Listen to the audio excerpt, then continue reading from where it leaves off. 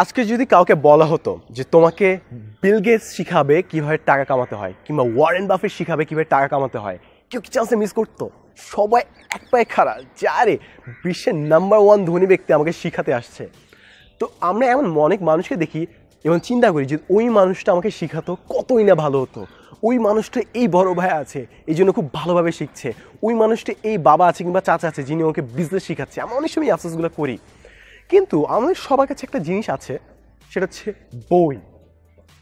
পৃথিবীতে যেসব মানুষ সাকসেসফুল হয়েছে তারা কি করেছিল, কীভাবে সাকসেসফুল হয়েছিল, সব স্টোরি ওনাদের বই লিখে রাখে।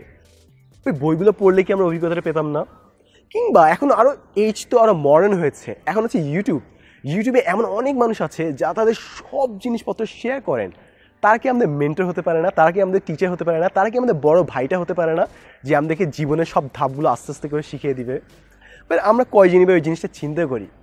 এই চিন্তাটা না আসার কারণে কিন্তু এখন দেখা যায় যে অনেক মানুষ সেমিনার সেশনের জন্য লাফায়, ওয়ার্কশপের জন্য লাফায় যে ওই ভাইটা আসবে, এই ভাইটা এসে শিখাবে। বাট ভাই তুমি তো সেম জিনিসটাই ইউটিউবে বাসায় বসে আরামসে দেখতে পারতা।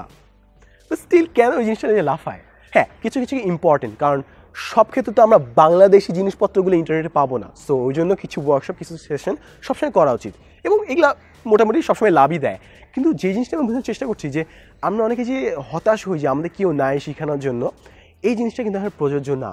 আমরা যদি বইটা পড়ি, আমরা যদি ফেসবুকে কোনো ভালো পেজ ফলো করে রাখি, আমরা যদি ইউটিউবে ভালো মানুষের সাবস্ক্রাইব করে রাখি, উল্টাপাল্টা চ্যানেল আনসাবস্ক্রাইব করে যদি আমাদের ভালো চ্যানেলগুলো সাবস্ক্রাইব করা থাকে, সবসময় আমাদের নিউজ পেপারে ভালো জিনিস থাকবে, শিক্ষামূলক জিনিসগুলো থাকবে এবং আমরা কন্টিনিউয়াসলি শিখতে থাকবো।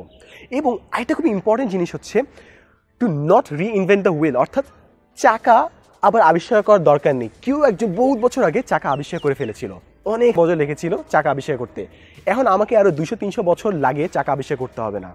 সেম জিনিস হচ্ছে আমরা যে লাইফের সলিউশনগুলো খোঁজার চেষ্টা করছি, ওগুলো খুঁজতে খুঁজতে অনেক মানুষের লাইফ চলে গেছে। সো আমাদের নিজের লাইফ ওয়েস্ট করার দরকার নেই। যেসব মানুষ ওইসব সলিউশনগুলো পেয়ে গেছে তাদের বইটা পড়লেই হয়, তাদের ইউটিউব সেশনটা গেলেই হয়, তাহলে কিন্তু লাইফে অনেক জিনিস আমরা ফাস্ট শিখে যেতে পারি। এবং যে জিনিসটা শিখতে আমাদের 50 থেকে 60 বছর লাগতো, ওগুলো আমরা ইনস্ট্যান্টলি শিখে যেতে পারি। এবং আমি যেসব ইউটিউব চ্যানেল সবসময় ফলো করি, সবগুলো আমি লিস্ট একটু একটু করে তৈরি করছি, আমি কমেন্টে দিয়ে দিচ্ছি যেন সবাই আস্তে ধীরে শিখতে পারি। As always, thanks for watching.